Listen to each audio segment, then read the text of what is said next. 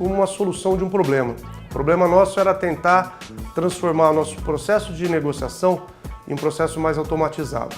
Ter o tempo do nosso comprador verdadeiramente destinado à negociação e não à burocracia. Pensar a pedra antes da Conlink é algo hoje até inimaginável, né? Porque a gente fica lembrando o número de cotações e pedidos feitos diariamente e tenta fazer uma correlação com o passado, onde todas as cotações eram feitas via fax, olhe lá por e-mail, e tinham que ser digitadas em planilhas para aí sim serem analisadas. Enfim, uma dificuldade enorme. E o negociador, que estaria sendo, na verdade, o objeto de desejo da empresa, estava renegado a ser quase que um secretário para conseguir operacionalizar o processo de aquisições. Primeiro, ela trouxe uma visão de imparcialidade e de integridade aos nossos fornecedores, né? E também um processo de credibilidade para os nossos solicitantes, clientes internos. Isso permitiu que, com o passar do tempo, indicadores de desempenho fossem criados e evoluídos, a ponto de que hoje a gente tem todo um processo de gestão que permite não só fazer uma boa administração de todo o processo de aquisição, mas também de performance de cada negociador dentro da empresa. A escolha da Conlink foi um processo bastante interessante.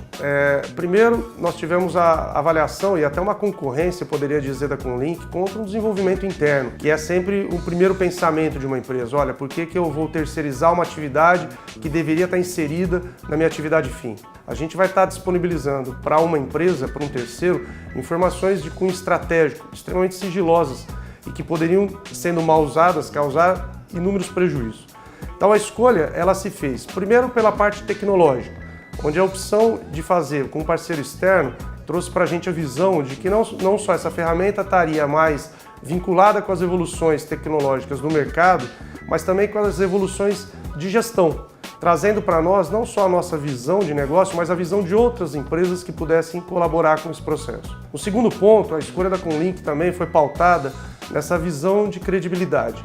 E as pessoas que fazem parte da formação, do início do processo de formação, desde a sistemática da própria Conlink, fizeram diferença nessa escolha. Outros fornecedores foram avaliados também com critérios semelhantes de credibilidade, eu poderia dizer, porém com uma aderência muito menor ao nosso setor, o nosso setor sucroenergético, onde a Conlink tem destacado a participação de share no mercado, e isso facilita, porque é uma ferramenta mais comum, eu diria mais usual e até mais interativa com o dia a dia dos compradores e dos fornecedores.